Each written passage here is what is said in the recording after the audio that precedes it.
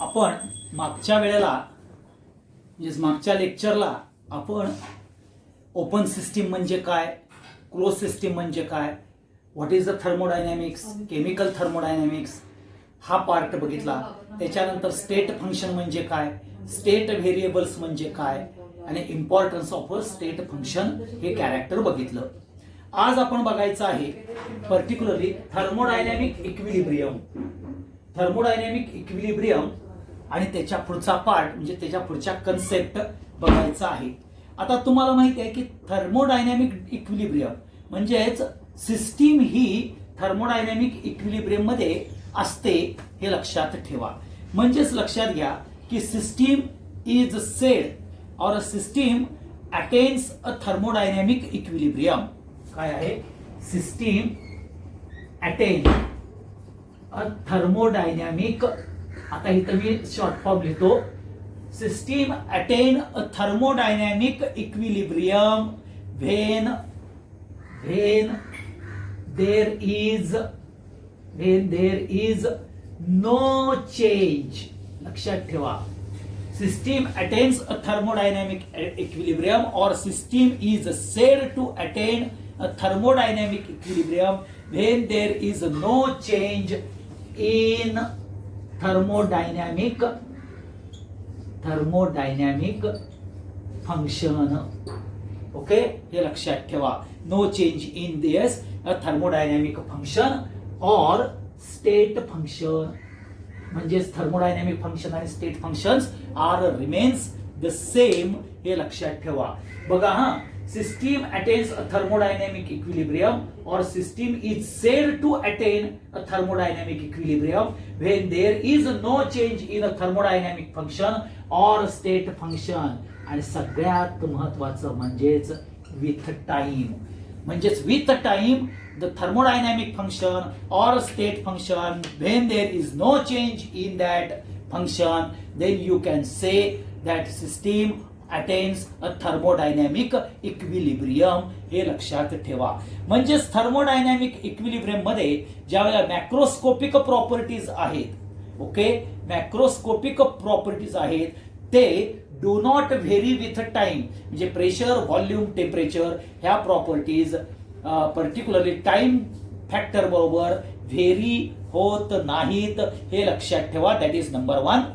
And number 2, there is no exchange of matter and energy with surrounding. लक्षात घ्या, म्हणजेच ह्याचा पार्ट काय आहे, system attains a thermodynamic equilibrium when there is no change in thermodynamic function or state function with time, means macroscopic property. macroscopic property म्हणजेच state function like temperature, pressure, volume do not vary with time. हे very होत नाही with time. and no exchange, आणि काय होतं, no exchange of energy and matter, okay, with surrounding. हे लक्षात ठेवा. सगळ्यात महत्वाचं म्हणजे macroscopic property like temperature, pressure, volume do not vary with time. आणि दुसरं, no exchange and energy, no exchange of energy and matter with surrounding from a system. म्हणजेच त्यावेळेला सिस्टीम ही अटेंड करते थर्मोडायनॅमिक इक्विलिब्रियम. हा सगळ्यात तुमचा महत्वाचा पार्ट येतो, हे लक्षात ठेवा. आणि मग ह्याच्यामध्ये 3 टाइप्सचे थर्मोडायनॅमिक इक्विलिब्रियम्स आपल्याला बघायला मिळतात. एक आहे ज्याला आपण थर्मोडायनॅमिक इक्विलिब्रियम मधला पहिला येतो थर्मल इक्विलिब्रियम, दुसरा येतो पर्टिक्युलरली केमिकल इक्विलिब्रियम,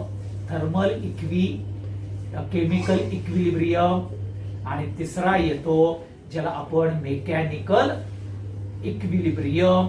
असे 3 पार्ट आपल्याला थर्मोडायनॅमिक इक्विलिब्रियम मध्ये येतात. परत एकदा सांगतो, thermodynamic equilibrium means system attains, okay, system said to attain or system attains the equilibrium when particularly there is no change, okay, when there is no change in a thermodynamic function or state function with a time, okay, हे लक्षात ठेवा. त्यावेळेला तुम्ही thermodynamic equilibrium सिस्टीमना attain केलं पाहिजे. म्हणजेच नेमकं काय होतं, म्हणजेच लक्षात घ्या, macroscopic properties of a system like temperature, pressure and volume do not vary with time आणि there is no change or no exchange of energy and matter with surrounding.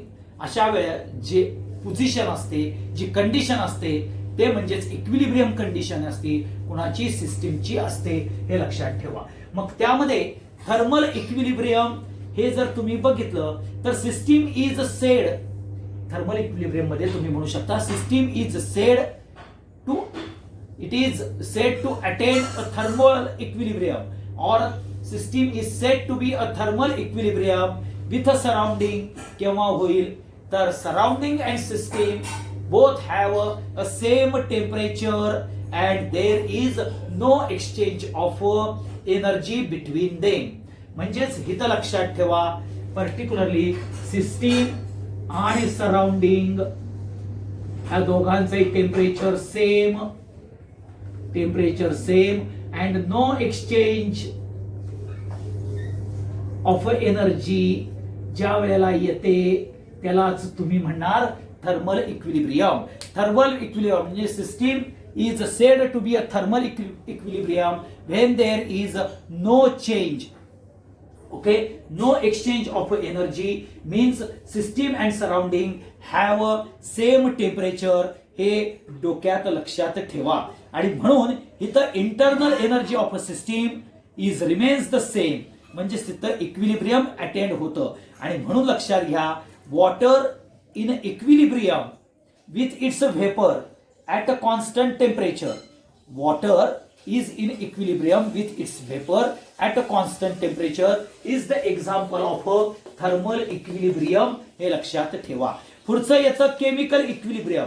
इथं particularly system said to be a chemical equilibrium when chemical composition remains the same, okay, chemical composition remains the same with time. त्यालाच आपण काय म्हणतो की सिस्टीमनं chemical equilibrium attain केला. जे N2 plus thrice H2 इथे chemical composition remains the same राहणार आहे, हे लक्षात ठेवा. म्हणजे chemical composition of a system does not change with time. त्यालाच आपण the system is attend to be a chemical equilibrium असं तुम्ही म्हणू शकता. आणि मेकॅनिकल इक्विलिब्रियम म्हणजेच काय, system is said to be a mechanical equilibrium when there is no movement of a matter, okay, there is no movement of a matter with time, okay, no movement of a matter with time. म्हणजेच matter present in a system, there is no movement of a matter with time. त्यावेळेला तुम्ही system is said to attain a mechanical equilibrium असं तुम्ही म्हणू शकता. म्हणजे पुन्हा सांगतो, thermal equilibrium, system said to attain a thermal equilibrium means a temperature of a system and surrounding remains the same, means there is no exchange of energy with time. Chemical equilibrium system attain a chemical equilibrium means there is a chemical composition remains the same with time. And mechanical equilibrium means there is no movement of a matter with a surrounding.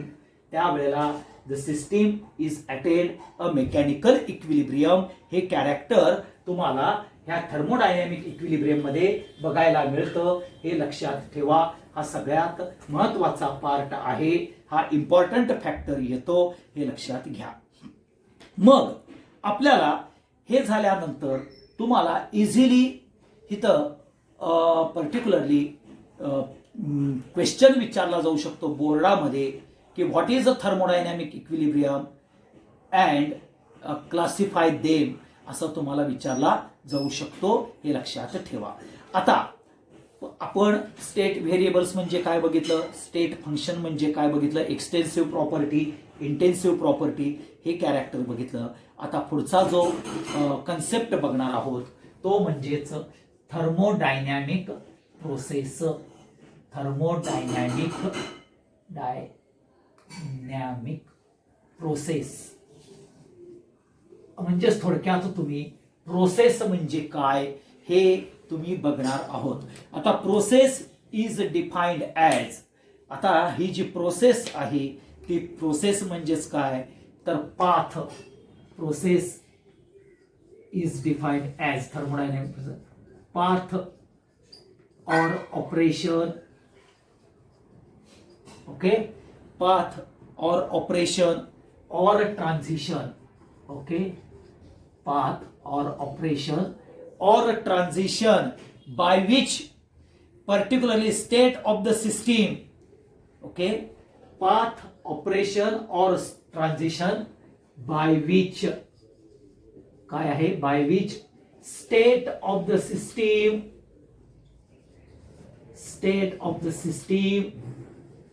changes, state of the system changes from initial state to final state, or you can say initial equilibrium state to a final equilibrium state असं तुम्ही म्हणू शकता. म्हणजे path or operation or a transition by which state of the system changes from initial to final or initial equilibrium state to final equilibrium state, that path, that operation, that transition is called as a process. हे लक्षात ठेवा. The process is carried out by changing. आता ही process ही जी carried out होते by changing, म्हणजे process carried out होते by changing a thermodynamic function. Process is carried out by changing, लक्षात ठेवा, by changing a thermodynamic parameters किंवा आपल्याला functions, thermodynamic functions like pressure, volume, temperature, number of moles हे change करून तुम्हाला process is Process is carried out by changing thermodynamic function or state function or state variables like pressure, volume, temperature. आणि ह्याच्यावरून मग आपल्याला वेगवेगळ्या प्रकारच्या process बघायला मिळतात हे लक्षात ठेवा. म्हणजेच पुन्हा एकदा सांगतो, प्रोसेस म्हणजे काय. Process is nothing but a path, operation or transition. Okay, path, operation or transition by which a state is, a particular system is changed from initial state to final state or initial equilibrium state to final equilibrium state. That path, that operation, okay, that transition is called as a process. And this process is carried out by changing the thermodynamic function or state function or state variables. हे लक्षात ठेवा, हा सगळ्यात महत्वाचा part येतो. मग आपल्याकडं कुठल्या कुठल्या प्रोसेस आहेत. एक आहे आयसोथर्मल प्रोसेस, दुसरी येते पर्टिक्युलरली आयसोबारिक, पुढे येते आयसोकोरिक. ओके, आयसोबारिक, आयसोकोरिक, त्याच्यानंतर येते ॲडियाबॅटिक प्रोसेस, त्याच्यानंतर येते रिव्हर्सिबल. ओके, रिव्हर्सिबल, पुढचं येतं इररिव्हर्सिबल प्रोसेस, आणि सातवी येते सायक्लिक प्रोसेस. हे आपल्याला कॅरेक्टर्स बघायला मिळतात. ह्या डिफरंट टाइप्स ऑफ प्रोसेस आपल्याला माहिती असल्या पाहिजेत, हे लक्षात ठेवा. मग पहिल्यांदा आपण आयसोथर्मल प्रोसेस हा पार्ट बघूया. आता आयसो म्हणजेच कॉन्स्टंट टेम्परेचर, म्हणजेच इथं लक्षात ठेवा isothermal process in which temperature remains constant. Temperature constant म्हणजेच change in temperature is equal to 0 delta T equal to 0. Isothermal process is nothing but where the temperature of a system remains constant throughout the operation or throughout the process.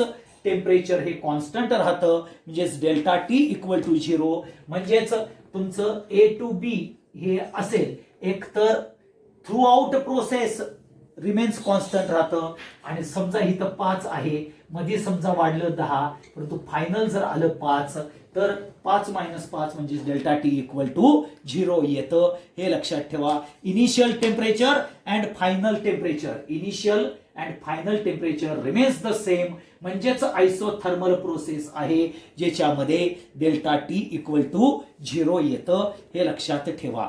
आता ह्यामध्ये system exchange करते heat okay to the surrounding म्हणजे system heat करते heat energy exchange करते surrounding बरोबर. हे लक्षात ठेवा. To maintain the temperature constant to maintain temperature constant करण्याकरता हीट एनर्जी ही आपल्याला एक्सचेंज होते with surrounding in a isothermal process मध्ये. मग जर तुमच्याकडे एक्झोथर्मिक प्रोसेस असेल म्हणजेच लक्षात घ्या तुमची ए टू बी प्रोसेस ही जर एक्झोथर्मिक असेल म्हणजेच टेम्परेचर आता समजा एक्झोथर्मिक आहे म्हणजे हे 5 टेम्परेचर आहे. एक्झोथर्मिक आहे म्हणजे हीट इव्हॉल्व्ह होणार आहे म्हणजे टेम्परेचर वाढणार आहे. मग टेम्परेचर वाढणार असेल आणि जर कॉन्स्टंट फायनलला सुद्धा 5 डिग्री टेम्परेचर जर यायचं असेल तर काय होईल ते हीट लिबरेट होईल. म्हणजे एक्झोथर्मिक मध्ये सिस्टीम हीट लिबरेट करते आणि टेम्परेचर हे कॉन्स्टंट राहतं. हे लक्षात ठेवा. हीट कुणाला लिबरेट करते सराउंडिंगला लिबरेट करते. परंतु तेच जर ही ए टू बी एंडोथर्मिक असेल ही जर ए टू बी एंडोथर्मिक असेल तर सराउंडिंग करून हीट ऍब्झॉर्ब केलं जातं टू मेंटेन द टेम्परेचर. हे लक्षात ठेवा. आणि मग डेल्टा टी हा कॉन्स्टंट येतो. म्हणजेच लक्षात घ्या आयसोथर्मल प्रोसेसमध्ये एक्झोथर्मिक कॅरेक्टर जर असेल तर हीट लिबरेट होते एक्सचेंज होते सराउंडिंगला आणि जर एंडोथर्मिक असेल तर ती हीट ऍक्सेप्ट करते सराउंडिंग करून. हे लक्षात ठेवा. To remains the constant temperature म्हणजेच डेल्टा टी इक्वल टू 0 येईल. आता लक्षात घ्या ज्या वेळेला सिस्टीम एक्सपान्शन मध्ये होईल सिस्टीम एक्सपान्शन मध्ये जाईल तर त्यावेळेला हीट ऍब्झॉर्ब होते कारण का लॉस ऑफ इंटरनल एनर्जी होते.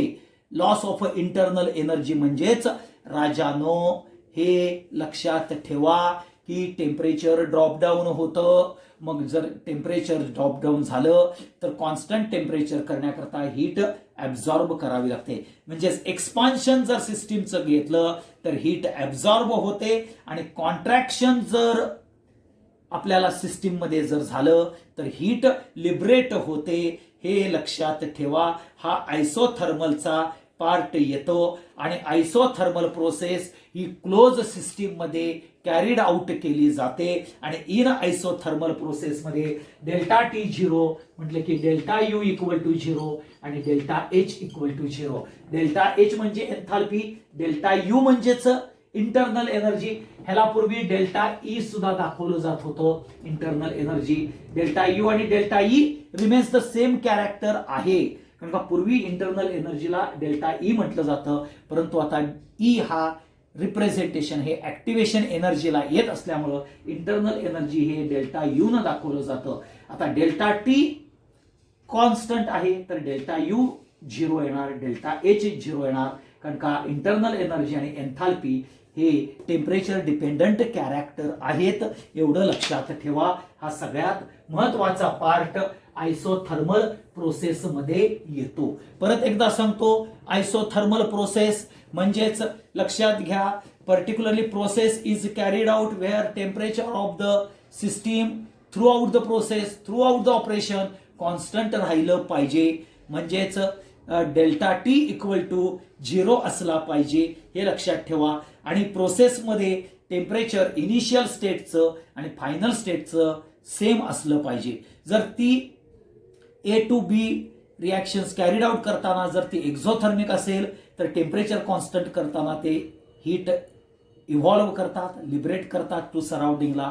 जर एंडोथर्मिक कॅरेक्टर असेल तर ते हीट ऍब्झॉर्ब करतात सराउंडिंगला, कारण का टेम्परेचर हे इनिशियल आणि फायनलचं कॉन्स्टंट ठेवण्याकरता. जर सिस्टीम एक्सपान्शन मध्ये असेल तर ती हीट ऍब्झॉर्ब करतात, कारण का इंटरनल एनर्जीचा लॉस म्हणजे टेम्परेचर डिक्रीज होण्याचा पार्ट होतो आणि म्हणून ते हीट ऍब्झॉर्ब करतात.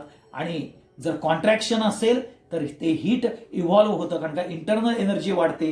इंटरनल एनर्जी वाढली की टेम्परेचर वाढतं आणि मग आपल्याला इनिशियल आणि फायनल ह्या दोघांचंही टेम्परेचर जर सेम करायचं असेल कॉन्ट्रॅक्शन मध्ये तर हीट ही आपल्याला इव्हॉल्व्ह करावी लागते, म्हणजेच लिबरेट करावी लागते, हे लक्षात ठेवा. आणि म्हणून आयसोथर्मल प्रोसेसमध्ये डेल्टा यू इक्वल टू 0 आणि डेल्टा एच इक्वल टू 0 हे असतं, एवढं लक्षात ठेवा. हा सगळ्यात महत्वाचा पार्ट आयसोथर्मल कॅरेक्टर मध्ये येतो. आता आयसोथर्मल कॅरेक्टर नंतर पुढचं येतं आयसोबारिक प्रोसेस. आता तुम्हाला माहिती आहे आयसोबारिक, आयसो म्हणजे कॉन्स्टंट आणि बारिक म्हणजे pressure. Pressure remains constant through out, म्हणजे इनिशियल अँड फायनल स्टेट, म्हणजे डेल्टा पी इक्वल टू 0 असला पाहिजे.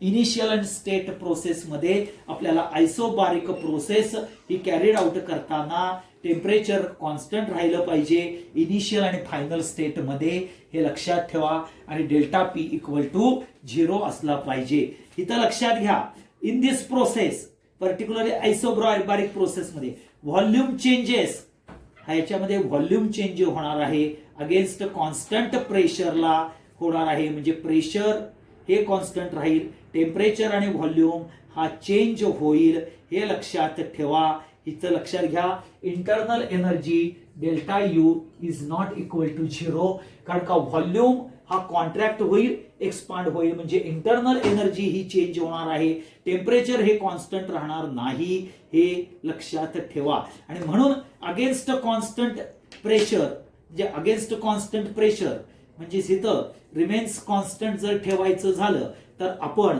लक्षात घ्या ज्या लॅबोरेटरीमध्ये जेवढ्या रिॲक्शन्स परफॉर्म करतो त्या आयसोबारिक प्रोसेसमध्ये असतात, कारण का तिथं pressure through out reaction, through out laboratory experiment, chemical laboratory experiment मध्ये आपल्याला आयसोबारिक प्रोसेसच असते, हे लक्षात ठेवा.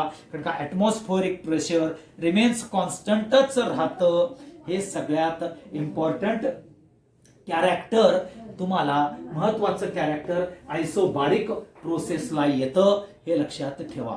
त्याच्यानंतर येतं आयसोकोरिक प्रोसेस.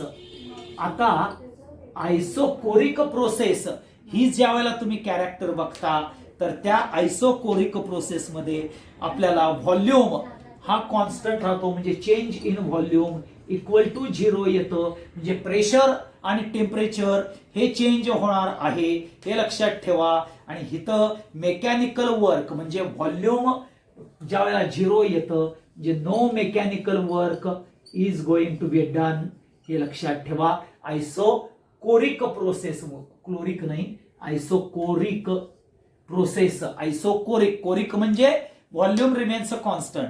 मग आता लक्षात घ्या तुम्ही जे कुकिंग कॅरीड आउट करता प्रेशर कुकर मध्ये ते म्हणजेच आयसोकोरिक प्रोसेसचं एक्झाम्पल होय. किंवा तुम्ही केमिकल रिॲक्शन्स बॉम्ब कॅलोरीमीटर हे इन्स्ट्रुमेंट मध्ये ज्यावेळेला करता रिॲक्शन त्यावेळेला व्हॉल्यूम त्या बॉम्ब कॅलोरीमीटरचा सेमच असतो, तो चेंज होत नाही, म्हणजेच व्हॉल्यूम रिमेन्स द कॉन्स्टंट. अशा ज्या वेळेला प्रोसेस कॅरीड आउट होतात त्यावेळेला व्हॉल्यूम कॉन्स्टंट राहतो, हे लक्षात ठेवा. इथं इंटरनल एनर्जी चेंज होणार आहे, कारण का टेम्परेचर आणि प्रेशर चेंज असतात फॅक्टर, हे लक्षात ठेवा. म्हणजे ह्याच्यामध्ये सुद्धा delta U is not equal to 0 हे कॅरेक्टर येईल, ज्याच्यामध्ये आपण आयसोकोरिक प्रोसेस ही कॅरेक्टर बघतो, हे लक्षात ठेवा. हे थर्मोडायनॅमिक प्रोसेस मध्ये आपल्याला बघायला मिळतं, हे इम्पॉर्टंट आहे, एवढं लक्षात ठेवा. ओके, मग ह्या आयसोबारिक, आयसोकोरिक, आयसोथर्मल नंतर इथं येतं आपल्याला ॲडियाबॅटिक प्रोसेस. आता ॲडियाबॅटिक प्रोसेस मध्ये लक्षात घ्या process there is no exchange of a heat, there is no exchange of heat, म्हणजेच Q equal to 0 between surrounding and system. System आणि सराउंडिंग मध्ये हीट एक्सचेंज होत नाही, त्यावेळेला जी प्रोसेस असते त्यावेळेला ॲडियाबॅटिक प्रोसेस असते. आणि ही ॲडियाबॅटिक प्रोसेस आयसोलेटेड सिस्टीम मध्ये कॅरीड आउट केली जाते. आयसोथर्मल क्लोज सिस्टीम मध्ये. ॲडियाबॅटिक आयसोलेटेड सिस्टीम म्हणजे देर इज नो एक्सचेंज, आणि त्यामुळे लक्षात घ्या Q इज इक्वल टू 0 असेल तर delta T is not equal to 0 आणि delta U is not equal to 0. Isolated system असली असेल जरी एनर्जी आपल्याला एक्सचेंज होत नसेल, म्हणजे Q हीट एक्सचेंज जरी होत नसेल तरी सुद्धा ॲडियाबॅटिक प्रोसेसमध्ये पर्टिक्युलर सिस्टीमचं टेम्परेचर हे नॉट इक्वल टू 0 असतं आणि U is not equal to, म्हणजे internal energy is not equal to 0 असतं. म्हणजे ज्या वेळेला एक्सपान्शन होणार आहे त्यावेळेला एनर्जी आणि टेम्परेचर डिक्रीज होईल. ॲडियाबॅटिक प्रोसेसमध्ये सिस्टीम ज्या वेळेला एक्सपांड होईल त्यावेळेला एक्सपान्शन म्हणजे इंटरनल एनर्जीचा यूज होणार आहे. एक्सपान्शन झालं की टेम्परेचर डिक्रीज होईल आणि टेम्परेचर आणि इंटरनल एनर्जी डिक्रीज होणार आहे. ओके, हे लक्षात ठेवा. आणि कॉम्प्रेशन मध्ये काय होईल, कॉम्प्रेशन मध्ये टेम्परेचर इन्क्रीज होणार आहे. ओके, आणि इंटरनल एनर्जी सुद्धा इन्क्रीज होणार आहे, पर्टिक्युलरली ॲडियाबॅटिक प्रोसेस मध्ये. ज्या वेळेला तुम्हाला एक्झोथर्मिक प्रोसेस आले तर टेम्परेचर राईज होईल, आणि एंडोथर्मिक असेल त्यावेळेला पर्टिक्युलरली लक्षात घ्या आपल्याला ॲडियाबॅटिक प्रोसेसमध्ये ज्या वेळेला एंडोथर्मिक प्रोसेस आहे त्यावेळेला टेम्परेचर कमी होईल, हे लक्षात ठेवा. टेम्परेचर डिक्रीज होईल. ओके, हा सगळ्यात महत्वाचा पार्ट ॲडियाबॅटिक प्रोसेसमध्ये येतो. मग तुम्हाला इथं 2 मार्काला लक्षात ठेवा, हिला स्टार मार्क करून ठेवा, हे करूनच ठेवायचं. आयसोथर्मल आणि ॲडियाबॅटिक प्रोसेसमध्ये डिस्टिंक्शन विचारलं जातं. तुम्ही आत्ता लक्षात ठेवा, ॲडियाबॅटिक प्रोसेस आणि आयसोलेटेड सिस्टीम ह्याच्यामधला डिस्टिंक्शन डिफरन्स हे तयार करून ठेवा. हे कुठल्याही पेपरला, टर्मिनल असू दे, फायनल असू दे, ह्या पेपरला हा प्रश्न 2 मार्काला डिस्टिंक्शनला विचारला जातो. मग डिस्टिंक्शन मध्ये तुम्ही काय लिहिणार, isothermal process temperature constant delta T equal to 0. इथं ॲडियाबॅटिक प्रोसेस मध्ये काय होणार, temperature of the system change होणार, म्हणजे delta T is not equal to 0. In isothermal process heat is going to be exchange, म्हणजे Q is not equal to 0. In adiabatic process heat does not exchange with a surrounding, म्हणजे Q equal to 0 येणार आहे. Particularly ह्याच्यामध्ये isothermal process internal energy of the system remains the constant, म्हणजे delta U equal to 0. इथं delta U is not equal to 0. Particularly ह्याच्यामध्ये enthalpy particularly isothermal प्रोसेसमध्ये is not equal to 0. Adiabatic प्रोसेसमध्ये delta H equal to 0 येणार आहे, हे लक्षात ठेवा. इन आयसोथर्मल प्रोसेसमध्ये म्हणजे इन धिस प्रोसेसमध्ये particularly it is not isolated, परंतु adiabatic process is carried out in isolated. Isothermal process is carried out in a close system मध्ये येतं. आयसोथर्मल मध्ये Q is equal to -W, delta U equal to 0, delta H equal to 0. परंतु adiabatic प्रोसेसमध्ये delta W is equal to delta U येतं, delta U is not equal to 0 आणि delta H is not equal to 0. हे character आपल्याला बघायला मिळतात कोणामध्ये, तर ते ॲडियाबॅटिक आणि आयसोलेटेड प्रोसेसच्या डिफरन्स मध्ये बघायला मिळतात, हे लक्षात ठेवा. आता मग आपल्याला जो पुढचा पार्ट येणार आहे तो पार्ट म्हणजेच रिव्हर्सिबल प्रोसेस आणि इररिव्हर्सिबल प्रोसेस. हे कॅरेक्टर्स बघायचे आहेत थर्मोडायनॅमिक प्रोसेस मधल्या, हे लक्षात ठेवा. आता तुम्हाला बाळांनो मी ॲडियाबॅटिक नंतर आयसोथर्मल प्रोसेस ह्या दोन्ही प्रोसेसचं डिफरन्स सांगितला होता. त्याच्यानंतर पुढचा आपण बघणार आहोत ज्याला आपण रिव्हर्सिबल प्रोसेस ही आपण बघणार आहोत. काय बघणार आहोत? Reversible process. आता रिव्हर्सिबल प्रोसेस हे जर तुम्ही कॅरेक्टर जर बघायला गेला राजानो, तर ह्या रिव्हर्सिबल प्रोसेसमध्ये the process is carried out. Okay, आता रिव्हर्सिबल प्रोसेसमध्ये काय? Reversible process in which driving force, reversible प्रोसेसमध्ये काय आहे? ड्रायव्हिंग फोर्स हा particularly driving force and opposing force, driving force and opposing force हे दोन फोर्स रिव्हर्सिबल प्रोसेसमध्ये महत्वाचे आहेत. आणि ते काय सांगतात? तर driving force in reversible process, driving force and opposing force differ from, they are differ from each other. Okay, they are differ from each other by infinitesimally small value. Okay, they are differ from each other. Okay, they are differ from each other by infinitesimally small value, हे small value न differ होतात. आता तुम्हाला माहिती आहे की reaction हे forward direction न गेली तर लक्षात घ्या, आपल्याला लक्षात घ्या हा सगळ्यात महत्वाचा पार्ट येतो तो बॅकवर्ड डायरेक्शन न रिॲक्शन. म्हणजेच लक्षात घ्या ही तुमची ओरिजिनल फॉरवर्ड डायरेक्शन रिॲक्शन आहे. ओके, आता ही रिॲक्शन फॉरवर्ड डायरेक्शन रिॲक्शन ज्या वेळेला तुम्हाला बॅकवर्ड डायरेक्शन म्हणजे रिव्हर्सिबल कॅरेक्टर मध्ये आणायचं असेल तर तुम्हाला हा ड्रायव्हिंग फोर्स लागणार आहे. ओके, ड्रायव्हिंग फोर्स हा लागणार आहे आणि त्याला अपोज कोण करणार आहे? कारण हा अपोजिंग फोर्स आहे, कारण तो म्हणतो मी फॉरवर्डला जाईन. ओके, आणि तुम्ही ती रिॲक्शन रिव्हर्स करताय म्हणजेच तुम्हाला ड्रायव्हिंग फोर्स लागणार आहे. म्हणजेच driving force and opposing force they are differ from each other by infinitesimally small value. म्हणजेच हे तर लक्षात ठेवा ड्रायव्हिंग फोर्स हा ग्रेटर कसा आहे? इन्फिनिटेसिमली ग्रेटर आहे.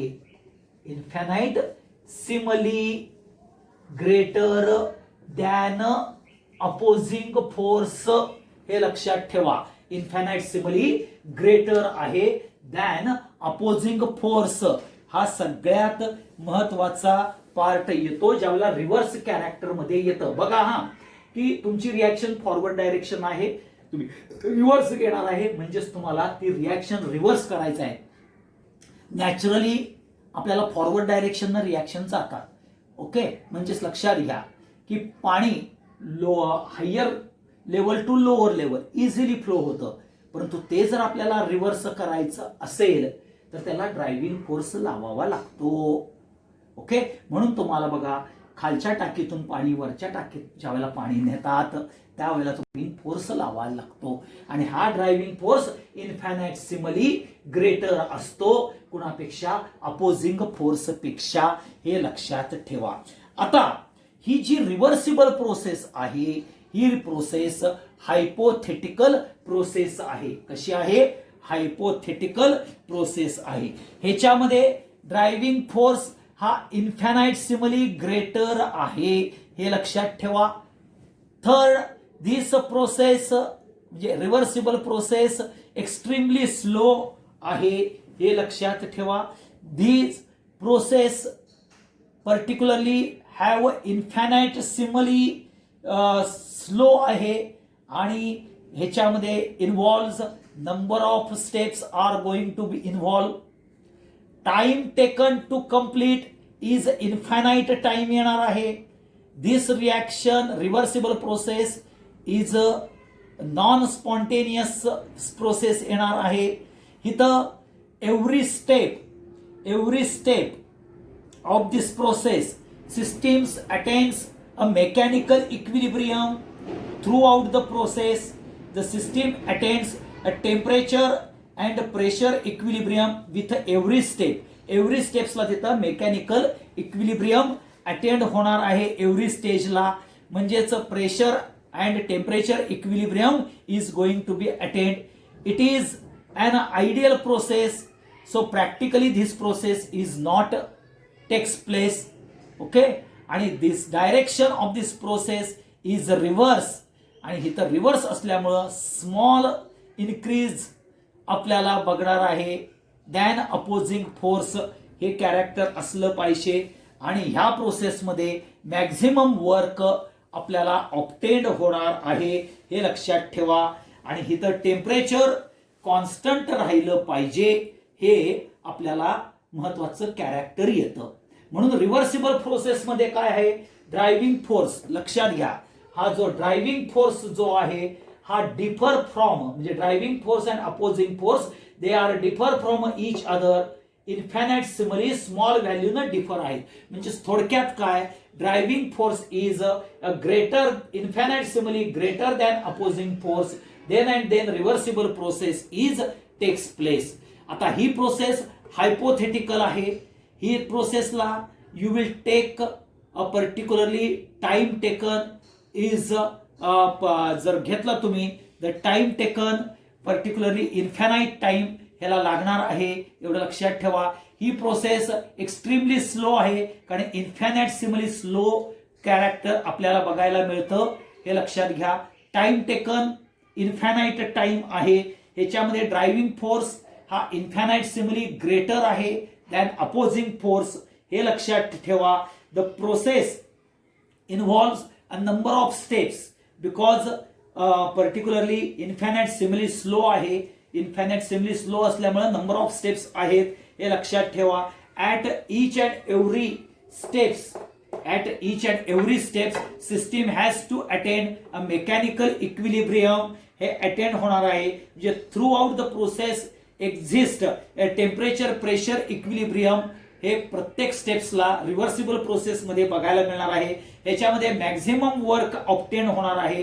रिव्हर्सिबल प्रोसेस ही नॉन स्पॉन्टेनियस प्रोसेस आहे आणि प्रॅक्टिकली ही प्रोसेस नाही आहे, इट इज आयडियल प्रोसेस आहे, हे लक्षात ठेवा. हा सगळ्यात महत्वाचा कॅरेक्टर रिव्हर्सिबल प्रोसेस मध्ये येतो. आता तुम्हाला मी उदाहरण मागच्या वेळेला दिलेलं होतं, जेडब्ल्यूच्या मुलांना आणि सीईटीच्या मुलांना माहितीच आहे, मे बी तुम्हाला पण झालेलं असेल नीटच्या विद्यार्थ्यांना.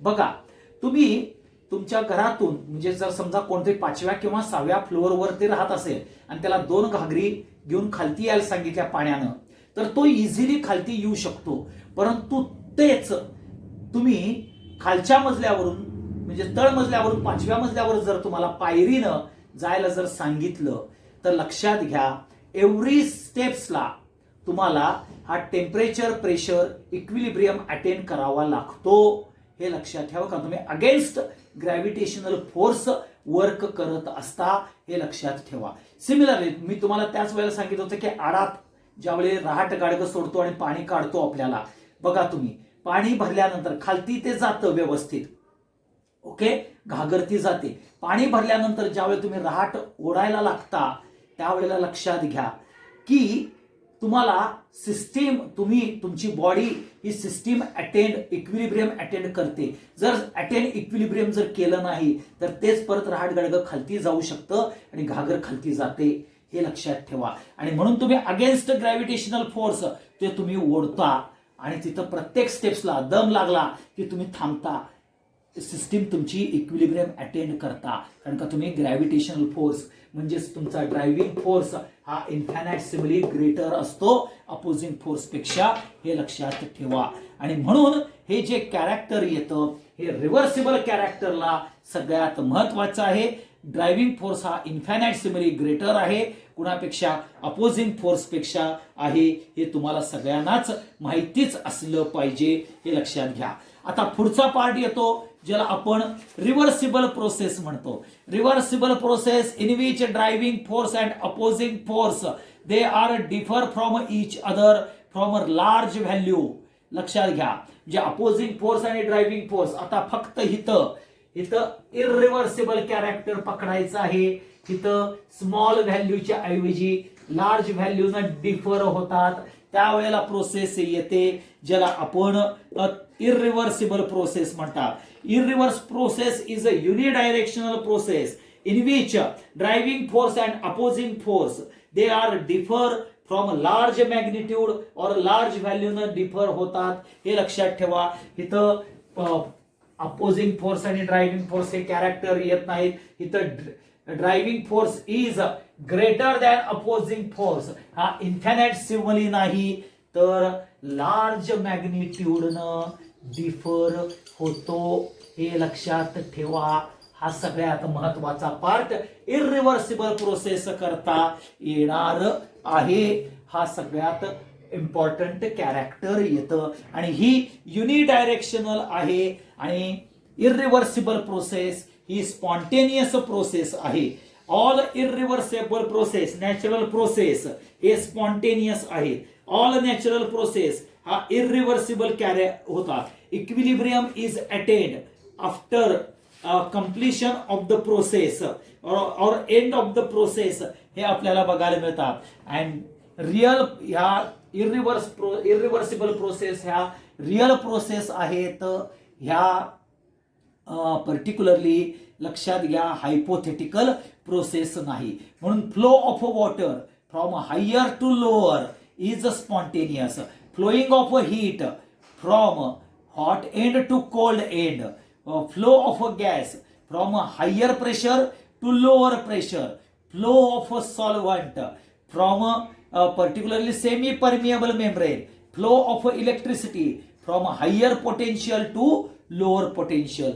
ह्या सगळ्या ज्या एक्झाम्पल्स सांगितल्या हे सगळे इरिव्हर्सिबल प्रोसेसचे एक्झाम्पल्स आहेत आणि दे आर रिअल प्रोसेस हे कॅरेक्टर आपल्याला बघायला मिळतं. हा सगळ्यात महत्वाचा पार्ट येतो. इरिव्हर्सिबल प्रोसेस ह्या युनिडायरेक्शनल असतात हे लक्षात ठेवा. ह्यांच्यामध्ये अपोजिंग फोर्स आणि ड्रायव्हिंग फोर्स मध्ये दे are differ in a large magnitude मध्ये असतात. दे प्रोसेस आर रिअल प्रोसेस म्हणून आपल्याला बघायला मिळतात. आणि म्हणून ज्या वेळेला रिव्हर्सिबल प्रोसेस आणि इरिव्हर्सिबल प्रोसेस ह्याचा ज्या वेळेला डिस्टिंक्शन बघतो त्यावेळेला लक्षात घ्या रिव्हर्सिबल प्रोसेसमध्ये इन्फिनाइट सिम्बॉली ड्रायव्हिंग फोर्स हा ग्रेटर असतो. इथं इन्फिनाइट सिम्बॉली जो नाही आहे लार्ज व्हॅल्यू आहे हे लक्षात ठेवा. रिव्हर्सिबल प्रोसेस ह्या नॉन स्पॉन्टेनियस आहेत. They are taking place very slowly. Irreversible process ह्या स्पॉन्टेनियस आहेत आणि फास्ट आहेत. ओके ह्याला टाइम टेकन रिव्हर्सिबल प्रोसेसला इन्फिनाइट टाइम आहे. इथं टाइम टेकन हा इमिजिएट आपल्याला कंप्लीट होतात. ह्याच्यामध्ये प्रत्येक स्टेजला थर्मोडायनॅमिक इक्विलिब्रियम हा अटेंड होतो. ओके लक्षात ठेवा इथं thermodynamic equilibrium is attained after completion बघायला मिळतं हे लक्षात ठेवा. रिव्हर्सिबल प्रोसेस ही हायपोथेटिकल आहे. ही नॉन हायपोथेटिकल म्हणजेच रिअल प्रोसेस आहे लक्षात ठेवा. रिव्हर्सिबल प्रोसेसमध्ये मॅक्झिमम वर्क घडतं. इथं वर्क हे मॅक्झिमम होत नाही हे लक्षात ठेवा.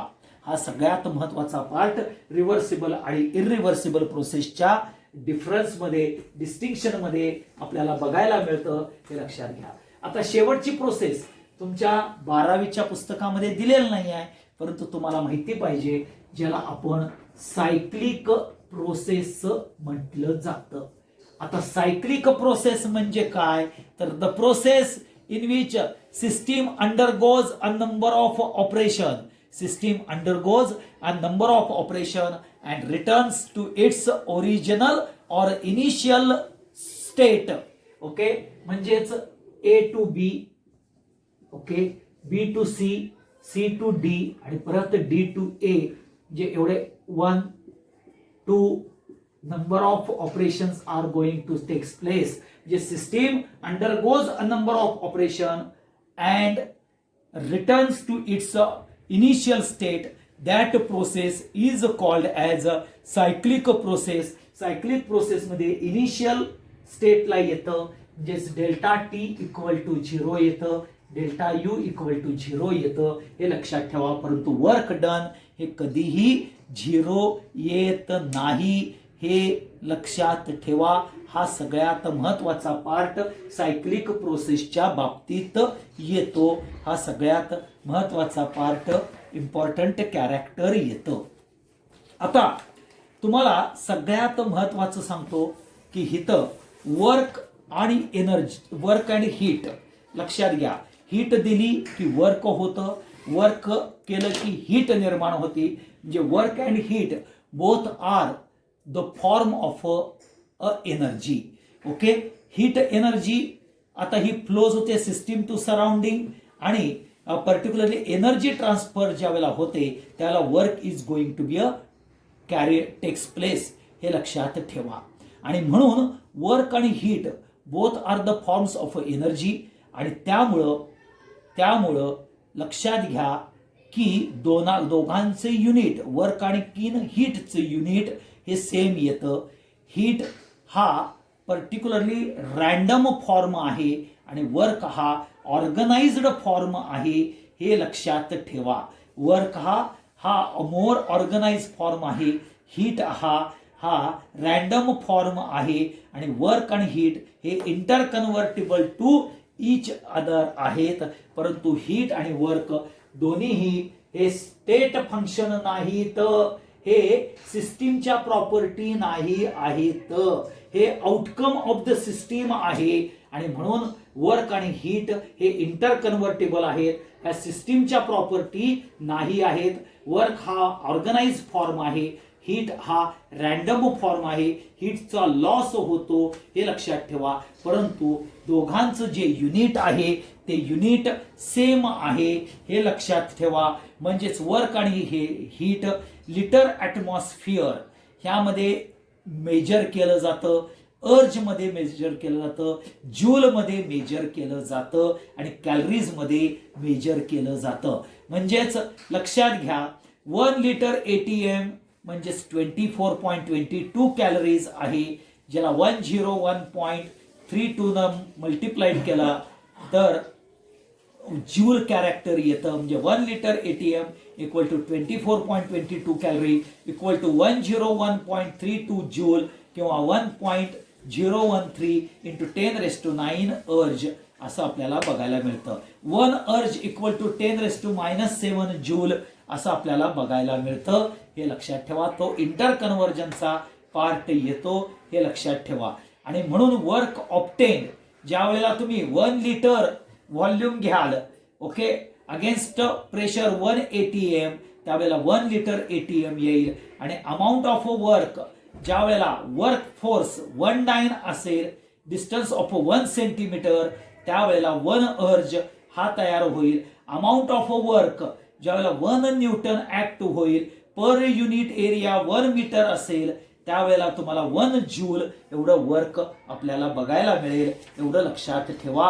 हा सगळ्यात महत्वाचा पार्ट तुमच्या दृष्टिकोनातून येतो, एवढं लक्षात ठेवा. आणि म्हणून इथं प्रोसेस ज्या आहेत त्या process irreversible process, reversible process, cyclic process, isothermal process, okay, ह्या सगळ्या प्रोसेस तुम्ही नीट बघून घ्या. हा सगळ्यात महत्वाचा पार्ट येतो. आता ह्याचा तुम्ही पुन्हा आपल्याला इथपर्यंत मे बी नीटचं झालेलं असावं असं मला वाटतं, ओके.